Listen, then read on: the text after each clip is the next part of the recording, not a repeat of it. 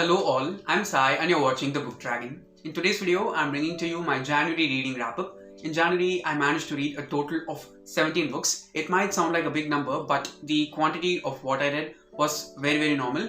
According to the past months that I've read so far, I managed to read a lot more of ebooks rather than any other formats this month, and that's why the number has gone so high. And also, I've read 3 physical books, 3 audiobooks and 11 ebooks totally. Of the 11 ebooks, 9 are graphic novels, so there's not that much quantity in terms of reading, but the quality for reading was very high for me. I didn't even rate one of these 17 books, less than 4 stars because all of them were really good and very much engaging and entertaining at the same time. I did not feel bored at all. I did end up DNFing 2 audiobooks, of which I'll be talking about towards the last. So let's just get into the wrap up right now. Starting with the physical books, the first physical book which I finished in January is Nevernight by Kristoff. Now this is the first book in an adult grimdark fantasy series called the Nevernight Chronicles. It has totally 3 books, that's why it's a trilogy. The first one is Nevernight, the second one is God's Grave, and the third one is Dark Dawn. God's Grave, the second book, is in my February TBR. I'll probably start reading it very soon this month. And now talking about this one, it was a very surprising book for me. I did not think that I would enjoy this book to such a great extent actually. While I was actually writing the script for this video, I was picking up the physical books for this month, and I was shocked to see that I rated this only 4 stars in the beginning, so I just went forward and changed it to 5 stars. I enjoyed it the whole time reading it because though it is an adult fantasy, the main character or the protagonist in this one is actually a young adult character, and it's a female protagonist in an adult fantasy series. Normally in adult fantasy series we get male protagonists, and in young adult fantasy series we get female protagonists. That's like in most of the books that I read, but this was very different for me and I just enjoyed it a lot.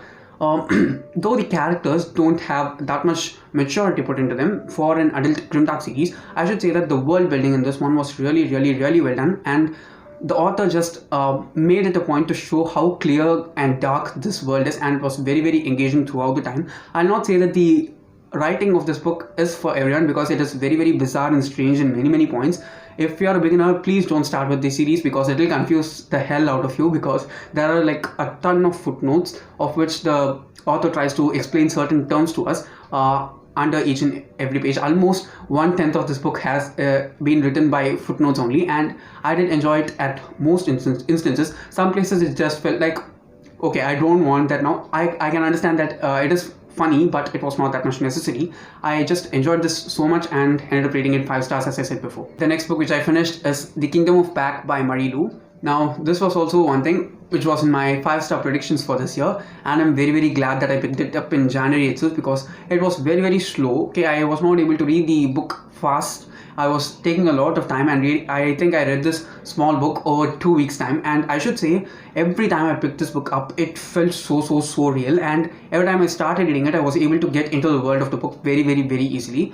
One of the strongest elements of this book, if you ask me, is the writing of Morelli, because she has such excellent writing, and I should say it is a very slow book. It's not definitely for everyone. If you like slow paced books, I'm sure that you will enjoy this. Also, the writing was in such a way that it was very poetic. Okay, the same line, if it's read by different people, it can be interpreted in different ways, and I'm sure that every way in which it is understood can make complete sense. It is written in such a beautiful way. Definitely, I'll not say that this is a fast-paced book at all. It is very slow-paced. There is not many things going on at all in any way, but I'm sure that this is like an ode to art or writing, if you ask me, and it was very beautiful in many ways. So I rated this one also 5 stars. The next book which I finished was my most anticipated read for January this year, and it is Chain of Gold by Cassandra Clare. This is the first book in the Last Hours trilogy or series by Cassandra Clare. It is the sequel to The Infernal Devices. If you didn't know, Clockwork Princess, which is the last book in The Infernal Devices, was my most favorite fiction book of last year, and I was very much pumped to pick this up pretty soon after that itself, but I wanted to wait and start it this year because the second book in the series, Chain of Iron, is coming out this March. I've already pre-ordered it and I'm waiting for it. Okay, I cannot say anything spoiler free about this book without spoiling The Infernal Devices for you in this video, but definitely I'll clearly give all my thoughts on this one without spoiling any of the other books in the entire Shadowhunter Chronicles in my review video. Please do check it out when it comes out. I'll try to put it out somewhere in the middle of February, that is this month, so that you can read Chain of Gold and get yourself prepped for the release of Chain of Iron. I'm very much waiting for it, and I want to receive that book as soon as it releases and start reading it. Let's just wait and see. And I should say the casting of characters in this one is very, very, very wide. I'm sure that you can be a huge Shadowhunters fan. You will definitely get at least a little confused with the casting of characters in this one, because it's so huge. Okay, I've heard that the casting of the characters in the Dark Artificers itself is very big. Okay, if I'm not wrong, it must be bigger than this one, because there are 7 siblings in that. I don't know what I'm going to do with that series, but in this one we don't just get 7 siblings. Okay, there are like 2 or 3 siblings put together always, and all of them are together. We have the same family names repeating again and again. It is a bit confusing at times, but once you understand who is the son and daughter of whom, you'll be able to pull through the series very, very easily. It's very, very well written. I can see the growth of Cassandra Clare as an author, and it just makes me feel so happy. Yeah, obviously it was a 5-star read for me. Moving on to the audiobooks. The first audiobook which I finished is A Call for Revolution, A Vision for the Future by the Dalai Lama. Okay, I listened to this on Storytel as usual, and it is a very short audiobook. I think it's just 2 or 3 hours long. I'm not sure how long. I think it's just 2 hours long, and I should say it was very, very, very informative in many ways. It came out in like 2018 or 2017, so some of the facts in that one are a bit outdated, but I don't think the book is about the facts. It's about the understanding and the empathy that we have to develop as human beings as a whole, especially our generation, in order to make this place remain the same, if not worse, for the future generations to come, because there are many species that are becoming extinct and endangering themselves because of the activities that we people do as human beings. And this has a lot of focuses on politics, nature, global warming, and many environmental effects that are caused by our very small actions, and how they all add up and snowball to become huge results in a very bad way for the future and for us also in the current world. It was a really good read, and I'm very glad that I listened to this as the first audiobook this year, and I rated this one 4 stars. The next audiobook which I finished is Waiting for Bojangles. I don't want to say the author's name because I cannot pronounce it properly. I'll just leave it down in the description. You can check it out if you're interested. Now, this book is about a family, okay, in which all of them have some kind of mental health issues which are not being addressed properly by them to anyone. They just think that they are very normal, and they tend to see other people as very different, keeping themselves normal. I was able to see this beautiful story that was woven by the author in this one. It's funny and very whimsical at times. Also, it is very, very, very painful. Okay, I'm sure that anyone who reads this will be able to understand the pain that's going on through the story as a single thread which connects everything together, and how that grief and pain is expressed and let out in many, many ways by all the main characters in this one. We have just 3 main characters, parents and their child, okay, their son to be specific, and it was a really different read. Okay, it was also a very short read, just 5 or 6 hours long as an audiobook, and it was recommended by Haley as one of her favorite fiction books from 2020. That was one of the main reasons why I went forward and listened to it, and I should say it was not at all disappointing in any way. If you want to read a book that focuses on characters that are mentally challenged in some way, then you definitely have to read this book, because it was very well done. I cannot say that nothing in this book was bad at all in any way. I just loved it a lot. It was very painful yet very beautifully written, so I rated this one also 4 stars. The last audiobook is one from non-fiction or self-help book series which I've been wanting to listen to and read for a very long time, and it is Chicken Soup for the Soul, Random Acts of Kindness by Amy Newmark. Now, Chicken Soup for the Soul has many subheadings within it, and there are multiple books published with the same title but addressing very different things. But this book, Random Acts of Kindness, is a collection of 101 stories of gratitude and compassion, and how you have to pass on the help that you got to some other person while you get the chance to do it, and you have to keep doing it no matter what. It was very, very, very motivating and powerful in many, many ways. I should say that the first 10 to 15 days of January, I spent my mornings listening to at least 10 to 15 minutes of this audiobook, and I should say it did have a very huge positive impact in me as a person, and I was starting to look for good things in my life rather than just wait and see things to happen. I started to analyze and see things which are doing me good, even in the very small way. It was very, very encouraging in that way, and I should say that if you want to read a book on hope and just fill yourself with a lot of positivity, you should go forward and try listening to this, because it was very, very excellent. I rated this one 5 stars. moving to the largest lot, which is the ebooks. The first ebook which I finished is 7 Secrets of the Goddess by Devdutt Pattanaik. By the way, I read all of these from Kindle Prime Reading, so you can check it out in Prime Reading tab in the Kindle app if you're interested, because I read all these books from Prime Reading for free last month. And this book, 7 Secrets of the Goddess, is about various Indian goddesses, Indian Hindu goddesses mainly, and what they represent as goddesses to the human beings, and what is the purpose of us praying towards a specific goddess for specific reasons. It is very scientific in many ways, and also the thing which I loved about this book is that he doesn't put everything from an objective point of view.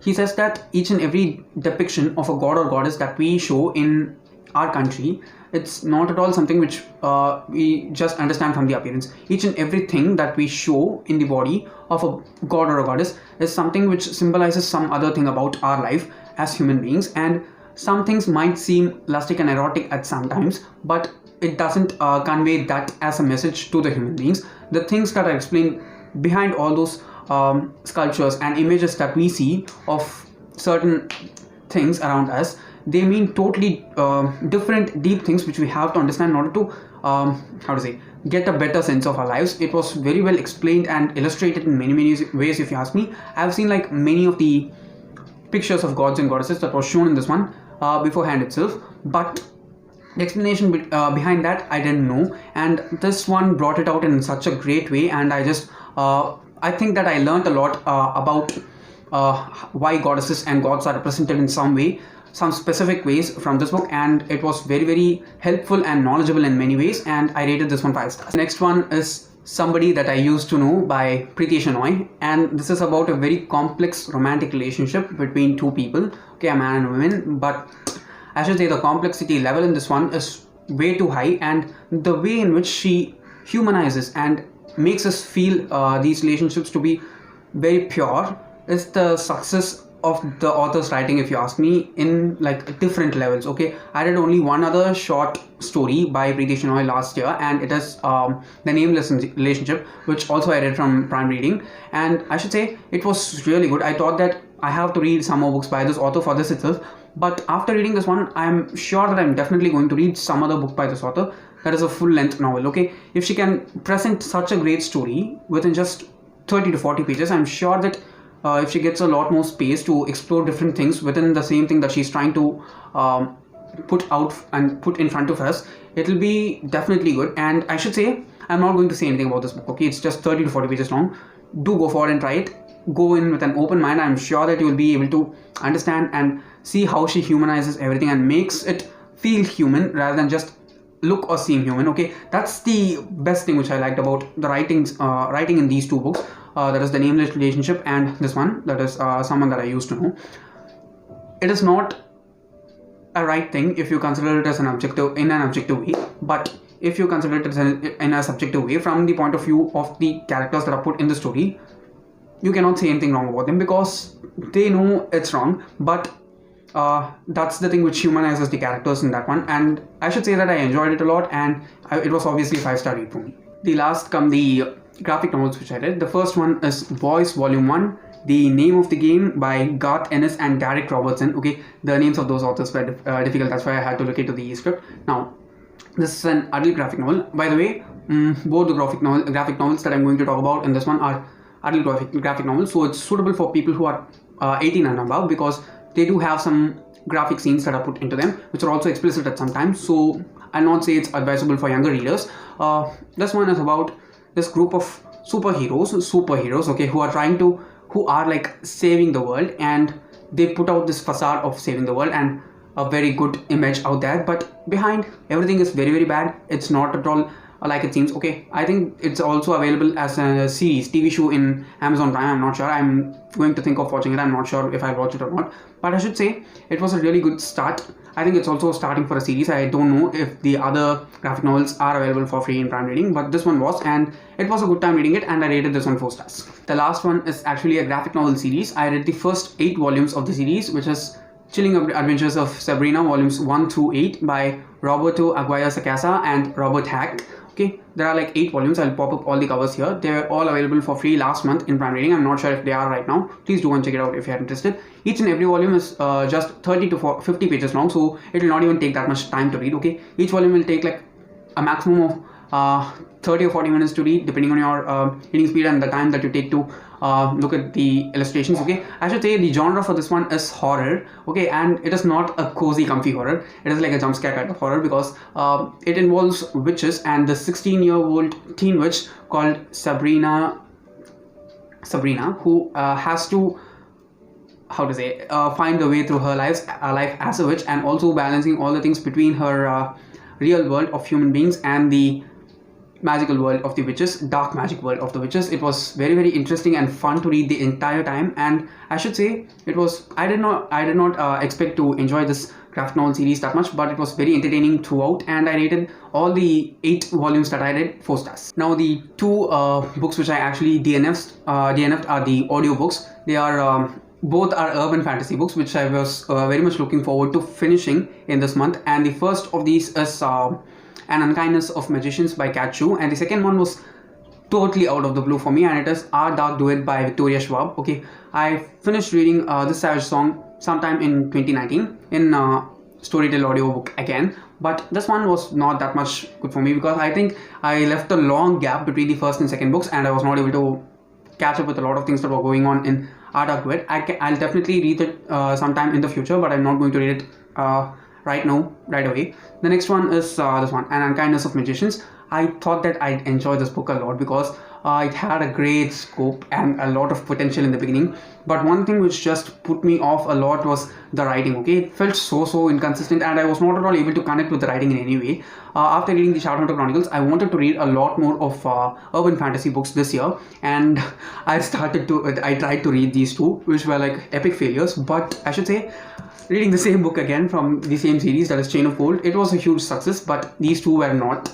I can see that I will like Our Dark Duet sometime in the future, but definitely not An Unkindness of Magicians. I'm not saying that I'll never read these 2. I'll try to read them sometime in the future. I can see myself reading this Dark Duet, pretty soon, but An Unkindness of Magicians not anytime soon, so they were DNFs for me. Okay guys, that's all for today, and those are all the books that I read in the month of January. And don't forget to let me know down in the comments what are the books that you read in January, and do let me know if you have some recommendations that I should read in the months to come. And that's it for today. If you did enjoy watching today's video, don't forget to give it a thumbs up and also share it to your friends. If you want to get more content from me, do subscribe to the channel, because I publish new videos every Sunday, Tuesday, Thursday and Saturday. Thanks for watching, and have a great rest of your day.